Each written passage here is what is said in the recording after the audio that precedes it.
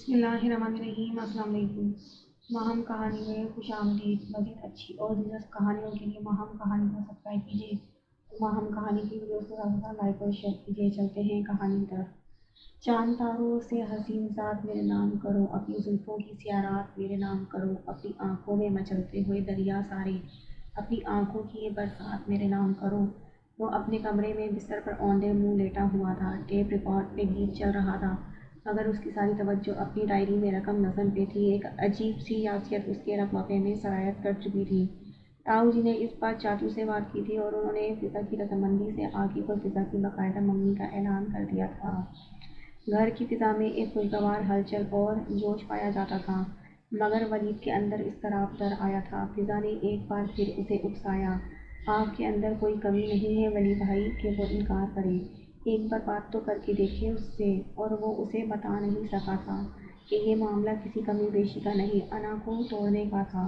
وہ جھکنے پہ آمادہ نہیں تھا کہ اسے اپنے جذبوں کی توہین گوارا نہیں تھی۔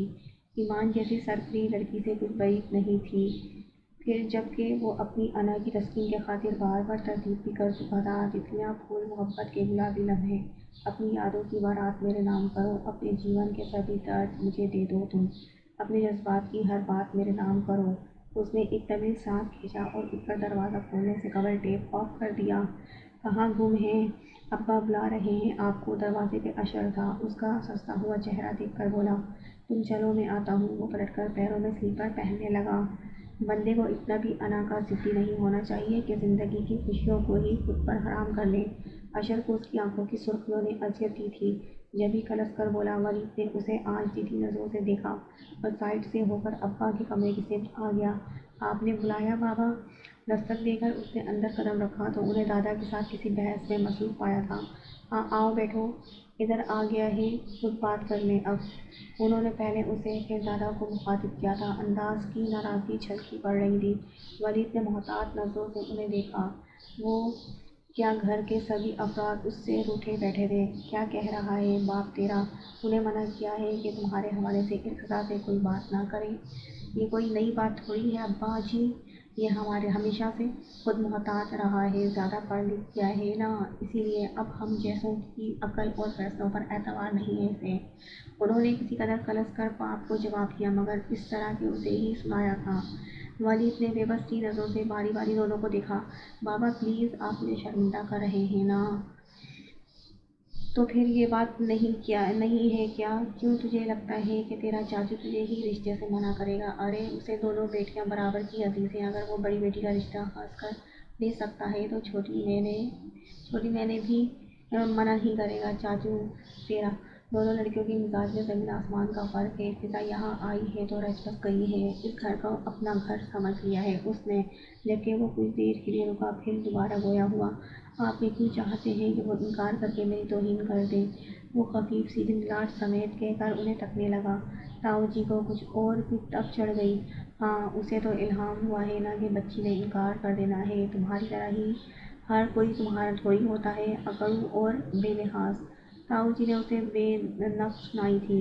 وہ سر جھکائے ان کی گرمی سہتا رہا۔ آپ پتھر سے سر پھوڑ رہے ہیں ابا جی، چھوڑیں اسے جانے دیں۔ زیادہ سے زیادہ کیا ہوگا، میں اپنے سے چھوٹے بھائی کے سامنے شرمندہ ہی ہو جاؤں گا نا۔ اگر وہ بچپن میں ہم دونوں بیٹوں کی بات کی تھی، اب ایک کو کیوں چھوڑ دیا ہے؟ مجھے تو لگتا ہے اپنے کالج یونیورسٹی میں ہی کسی لڑکی سے چکر چلا کے بیٹھا ہوا ہے۔ تاؤ جی کا پارا اس کی خاموشی کو دیکھ کر ایک دم چڑھ گیا۔ اس کی یہ چپ انہیں سراسر اس کی ہمدردی اور ڈھٹائی محسوس ہوئی تھی۔ وہ بے ساختہ بوکھلا کر رہ گیا۔ حد کرتے ہیں بابا، آپ بھی ایسا سمجھ رہے ہیں مجھے؟ وہ سٹپٹا کر وضاحتیں دینے لگا، مگر انہوں نے سنا کہاں تھا۔ میں تجھے اس سے بھی کچھ زیادہ ہی سمجھ رہا ہوں، آئندہ مجھ سے بات بھی مت کرنا۔ یہی دن دیکھنے کے لیے میں نے خود مشقتیں سہ کر تمہیں منزل پہ پہنچایا تھا۔ ایسا ہی ہوتا ہے پتر، تو کچھ دنیا سے نیا اور الگ تھوڑا ہی کر رہا ہے۔ وہ اس پر اپنی کوئی تپش نہ جلتی دیکھ کر جذباتی بلیک میلنگ پر اتر آئے۔ ولید تو چکرا کر رہ گیا تھا اور فوراً ہتھیار ڈال دیے۔ معاف کر دیں مجھے، غلطی پہ تھا میں جو آپ کے سامنے اپنی نظریات رکھنے کی غلطی کی۔ ٹھیک ہے، آپ کو جو کچھ کرنا ہے کریں، منگنی بھی نہ کریں، سیدھا نکاح کر دیں، مجھے کوئی اعتراض نہیں ہے۔ اب خوش؟ جھنجھلاہٹ، خفگی، بے بسی، کیا کچھ نہ تھا اس کے لہجے میں۔ تاؤ جی نے قہر بار नज़रों से अपने लाइफ फाइट सबूत को देखा जिस पर आज से कबल वो बरमला फख्र करते रहे थे। हमारी लड़की इतनी गिरी बड़ी नहीं है कि ज़बरदस्ती तेरे पल्ले बांध दे, कोई ज़रूरत नहीं है ये एहसान करने की। ताऊ जी को तो उसकी बात पे गोया पतंगे लग गए थे। वलीद का जी चाहा अपना सर फोड़ ले, वो सख्त आजिज़ हुआ था। अब और क्या करूँ, किसी तरह खुश भी होंगे आप, तो उठ और जा यहाँ से, हमें तुमसे कोई ख्वाहिश नहीं है। ताऊ जी ने बेरुखी व बेअदनाई की हद कर दी तो उसे भी ताव आ गया। अपने पीछे जोरदार आवाज़ के साथ दरवाज़ा बंद करता वो पैर पटकता बाहर चला गया। ताऊ जी ने होंठ खींच कर दादा की सिम देखा आपने इसका तनतना। उन्होंने गोया बाप से शिकायत की। वो आहिस्ता से मुस्कुरा दिए। आप हंस रहे हैं। ताऊ जी को गोया शॉक लगा, फिर किसी कदर शिकायती नज़रों से उन्हें देखकर बोले, आपकी शय पे ही तो इतना बिगड़ा हुआ है, वो बिगड़ा हुआ नहीं है, तुमसे ज़्यादा समझदार है। जिस बात को तुम अपनी कम फहमी में नहीं समझ सके वो इसी से खाइफ है। इस बात में भला क्या मसलहत है। ताऊ जी भड़क उठे। वो खुद ईमान को बहुत पसंद करता है, मगर दादा ने सारी बात मुख्तसरन बता दी, जिसे सुनकर ताऊ जी ने तवील सांस भरा और फिर रंजीदगी से बोले, जानता हूँ बाप हूँ उसका, जब ही तो चाहता हूँ उसे उसके मन की मुराद मिल जाए। आपको पता है ना, मैंने बच्चों को इसलिए पढ़ाया लिखाया था कि ये मेरे भाई के बच्चों के मुकाबिल खड़े हों, तो उनके किसी अंदाज में कमतरी ना हो। मैं अपनी बात भी निभाना चाहता था कि इब्तिदा की शादी के बाद वो एक तरह से हमसे छूट गया था। मेरे पास इसके सिवा कोई हल नहीं था उसे फिर से खुद से मोड़ने का। खुदा का शुक्र है आज उसने मुझे सर फूंक किया, मगर अब आपका लाडला उसने तुम्हें मना नहीं किया है। उसके बाद तुम उसकी नौकरी लगने का इंतज़ार कर सकते हो। वैसे भी ईमान की उम्र ही अभी क्या है, फिजा से 4 साल छोटी है वो। दादा ने रसानियत व नरमी से कहा तो ताऊ जी खामोश हो गए थे। उनके अंदाज से लगता था उन्हें बाप की बात समझ आ गई है। मुस्कुराहट का हर एक राज मुलाकात से था। मेरी आंखों में छुपा गम भी तेरी ज़ात से था। तूने जाना ही नहीं इस दिल की तमन्ना क्या है। कुछ ताल्लुक तेरा मुझसे मेरे जज्बात से था। वो अपने ध्यान में कमरे से निकल कर आई थी। दीवार पर बिछी चारपाई पे किताबें पड़ी थी। यकीनन अशर यहाँ बैठा पढ़ रहा था। वो आगे बढ़ आई। शायरी की खुली किताब के सफ़े हवा से फड़फड़ा रहे थे। उसने यूं ही हाथ बढ़ाकर किताब उठाई तो जहाँ से खुली थी वहाँ न सिर्फ सफ़ा फोल्ड किया गया था, बल्कि रैट मार्कर से पूरी गज़ल को अंडरलाइन किया गया था। लम्हा भर को नज़रें साकिन हो गई। वो फिर से दोबारा पढ़ने लगी। याद कर तू तेरी हर बात को माना मैंने, ख्वाहिश दिल का ताल्लुक भी अनायात से था। सुबह की ताज़ा हवा मैंने जहर शामिल था। शब के इस जुल्म का अंदाज़ा तेरी ज़ात से था। दिल जो टूटा तो बदन भी हुआ रेजा रेजा, सिलसिला जिस्म का दिल का मेरे जज्बात से था। भूलने वाली तेरी याद के लम्हों की कसम, किस कदर हसीन तेरी ज़ात के लम्हात से था। कोई भी आस नहीं ज़िस्त भी है बेमायनी, मेरी सांसों का मेरे हालात से था। बात करता हूँ तो वो सामने आ जाता है। इस तरह राब्ता मेरा उसके ख्यालात से था। उसका दिल जाने क्यों गदास सा होने लगा। किताब बंद की और थोड़ी सी नीचे टिकाकर वो कुछ सोचने लगी जब अशर की शौकी से भरपूर खंकार पर बदमजाक होकर पलटी। मुझे पता था ये शुगल वेले निकम्मों वाला सिर्फ तुम ही से मंसूब हो सकता है। अशर जोर से हंस पड़ा, फिर सर को नफी में जंबिश देता हुआ बोला, ना जी, अल्लाह ने हमें तो बचा के रखा हुआ है इन फजूलियात से। ये तो एक लीचड़ किस्म का दोस्त पीछे पड़ा हुआ है कि कुछ अच्छी शायरी सेंड करो। तब वली भाई की किताब चुरा कर लाया था नकल करने के लिए। लाइए वापस रखाऊँ। उसने किताब लेने को हाथ बढ़ाया। तुम्हारे वली भाई अजीब से नहीं हैं। उन्हें देखकर ऐसा नहीं लगता जैसे किसी से इश्क विश्क फरमाते हों। उसने बज़ाहिर सरसरी अंदाज में खोज लगाने की कोशिश की कि वो तो इतना चिकना खड़ा कभी फूट कर ना देता। हाँ जी, आपका अंदाज़ा दुरुस्त है, बेचारे मरीज़ मोहब्बत है।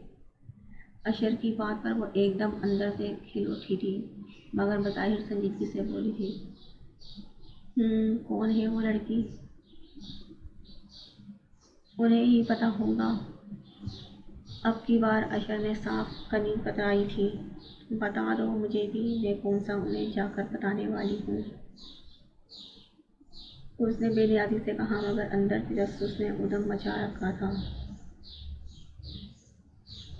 एक बार پتہ چل جائے، ثبوت ہاتھ لگ جائے، پھر میں کیسی جرگت بناتی ہوں بڑی رقم تمہاری دیکھنا بھی۔ مجھے واقعی نہیں پتہ ہے، ٹرسٹ می۔ اشر نرمی سے کہہ کر کتاب لیے سیڑھیاں اتر گیا۔ وہ چلبلا کر رہ گئی۔ اسے پورا یقین تھا جب تاؤ جی فضا کی پاپا سے بات کریں گے لازماً برسوں خبر دے کہ اس کے رشتے کی بات بھی چلے گی، اور تب اسے ولید سے حساب کتاب کرنے کا موقع مل جائے گا۔ مگر وہ منتظر ہی رہی تھی اور ایسا کوئی تذکرہ نہیں ہوا تھا۔ ایک حیرانی کے ساتھ ساتھ ایک بے معنی اور انسلٹ کا بھی احساس تھا جو اسے دھیمی دھیمی آنکھ میں جلا رہا تھا۔ بھلے اسے ولید کی ذات میں دلچسپی نہیں تھی، مگر یہ احساس اٹھانا وہ اس کے نام سے منسوب ہے۔ مگر اب یہ خاموشی اسے بے چینی کے گرداب میں الجھا رہی تھی۔ ہر وہ یقین جو اسے احساس بخش رہا تھا وہ اس کی ذات میں انوالو ہے۔ ہاتھ چھڑاتا محسوس ہو رہا تھا۔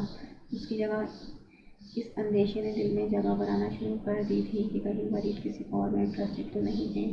وہ چاہتی تو کسی سے بھی اس بات کی تصدیق کر سکتی تھی، فضا نے ماما سے، بابا سے، مگر اس کی بلند و بالا سی انا کو ہرگز بھی یہ گوارا نہیں تھا۔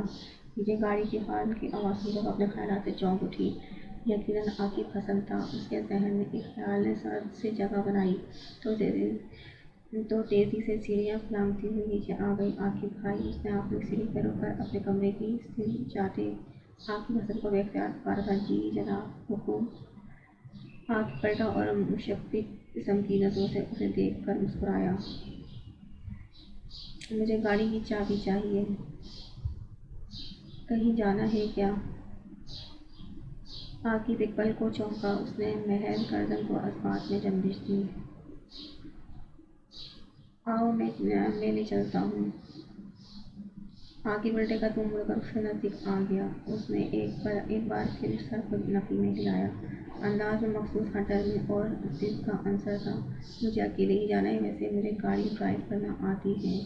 Don't worry. انداز ایسا تھا گویا جتا رہی ہو۔